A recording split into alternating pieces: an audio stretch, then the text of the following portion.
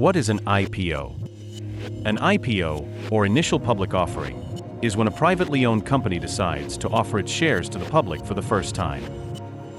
This process allows the company to raise capital by selling ownership stakes to investors. During an IPO, the company works with investment banks to determine the offering price and the number of shares to be sold. Investors can participate in an IPO by purchasing shares through brokerage firms or investment banks. Once the shares are available to the public, they begin trading on the stock market, where their prices can fluctuate based on market demand.